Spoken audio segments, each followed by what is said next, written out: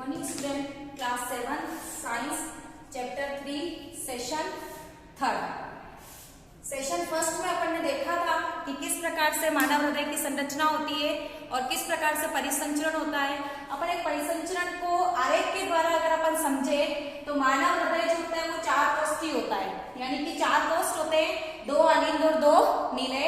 अलिंद हमेशा ऊपर की ओर, नीले हमेशा नीचे की ओर होते हैं।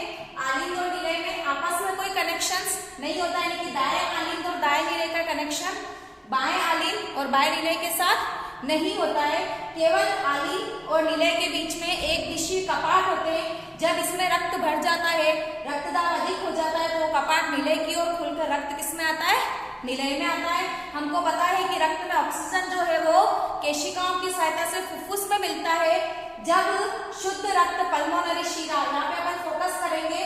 मैंने आपको बिफोर सेशंस में भी बताया था कि जिस प्रकार से धमनी में शुद्ध रक्त बहता है और शिरा में अशुद्ध रक्त बहता है, परंतु एकमात्र ऐसी शिरा जिसको फुफ्फुसी शिरा या फुफ्फुसीय धमनी भी कहा जाता है, इन दोनों में इसमें शुद्ध रक्त बहेगा और इसमें अशुद्ध रक्त बहता है।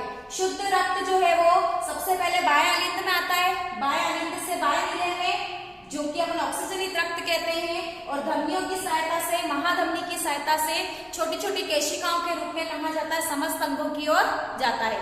समस्त अंगों से विऑक्सीजनित रक्त, या जिसमें कार्बन डाइऑक्साइड की मात्रा ऑक्सीजन से ज्यादा होती है, ऐसा रक्त महाशिराओं में इकट्ठा होकर पहले दाएं अलिंद में जाएगा, फिर विलय में जाएगा और फिर शुद्धिकरण के लिए कहा जाएगा लंग्स के अंदर जाएगा। इस प्रकार से मानव रक्त परिसंचरण तंत्र में हृदय में 2 बार रक्त प्रवेश करता है, एक बार यहाँ से यहाँ, एक बार यहाँ से यहाँ। इसलिए मानव के परिसंचरण तंत्र को दोहरा परिसंचरण तंत्र कहा जाता है। ये आपके क्वेश्चन आता है तो परिसंचरण के एक चक्र में मानव हृदय में 2 बार रक्त प्रवेश करता है, इस कारण से इसको दोहरा परिसंचरण तंत्र कहा जाता है। परिसंचरण तंत्र के पश्चात हम देखें तो रक्तदान। प्रत्येक स्वस्थ व्यक्ति जो होता है या शारीरिक रूप से सक्षम व्यक्ति जो है 18 साल से ऊपर का है, उसको किसी प्रकार का कोई संक्रामक रोग नहीं है तो उसको रक्तदान करना चाहिए। रक्तदान करने से किसी आवश्यक व्यक्ति को हमारा रक्त अगर मिलता है तो हो सकता है उसको जीवन दान मिल सकता है। रक्तदान करने के पश्चात रक्त जो है वो ब्लड बैंक में क्या होता है, एकत्रित किया जाता है और समूह के अनुसार आवश्यकता पड़ने पर व्यक्तियों को दिया जाता है। नेक्स्ट अपन शुरू कर रहे हैं जंतुओं में उत्सर्जन। उत्सर्जन का मतलब होता है अपशिष्ट पदार्थ को शरीर से बाहर निकालने का प्रक्रम। तो मानव शरीर में अनेक प्रकार की या सजीवों के शरीर में अनेक प्रकार की उपापचय क्रियाएं होती है, जिससे कुछ अपशिष्ट या विषैले पदार्थों का निर्माण होता है। वो हमारे शरीर में अगर इकट्ठे होते हैं तो हमारे शरीर के लिए हानिकारक होते हैं। इसलिए अलग अलग प्रक्रम से उसको समय समय पर शरीर से बाहर निकालने का प्रक्रम जो कहलाता है वो क्या कहलाता है? उत्सर्जन कहलाता है। तो सजीवों द्वारा कोशिकाओं में निर्मित होने वाले अपशिष्ट पदार्थों को बाहर निकालना उत्सर्जन कहलाता है, और जिन अंगों के समूह के द्वारा इस कार्य को किया जाता है उसको उत्सर्जन तंत्र कहते हैं। मानव उत्सर्जन तंत्र की बात करें तो एक जोड़ी वृक्क होते हैं जिसको अपन किडनी भी कहते हैं। ये सेम के बीच के आकार के होते हैं और इसके अंदर बहुत सारी जो उत्सर्जन की इकाई कोशिका है जिसको अपन नेफ्रॉन कहते हैं। ये आपके हायर लेवल में क्वेश्चन आता है कि उत्सर्जन तंत्र की इकाई कोशिका क्या है, तो नेफ्रॉन। बहुत सारे नेफ्रॉन्स का जाल होता है। किडनी जो होती है वो 2 भागों में डिवाइड होती है, आंतरिक भाग मेडुला जिसको मध्यांश कहते हैं और बाहरी भाग कोर्टेक्स कहा जाता है। प्रत्येक वृक्क से एक मूत्रवाहिनी निकलती है।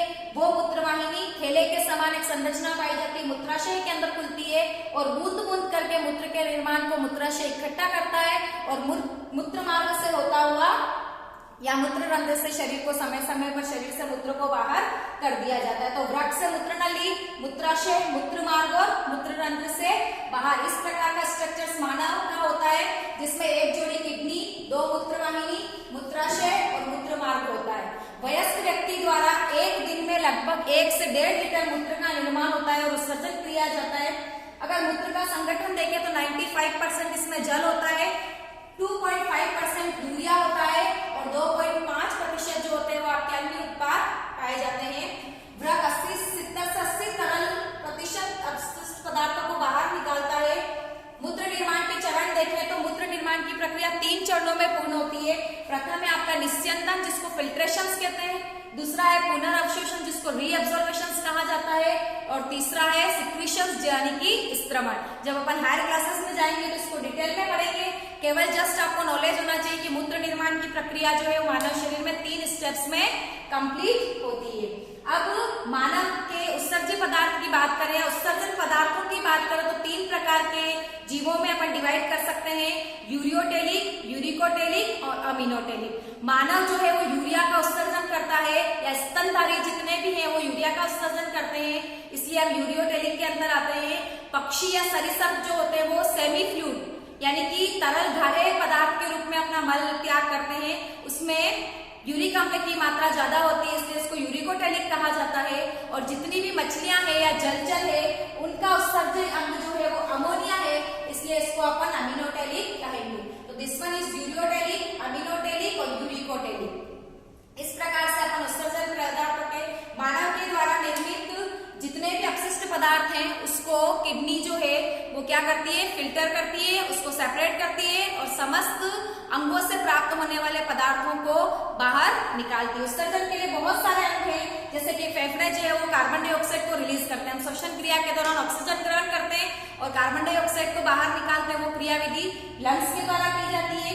त्वचा के द्वारा हम नमक, यूरिया और लैक्टिक एसिड निकालते हैं जो कि पसीने के रूप में बाहर आता है।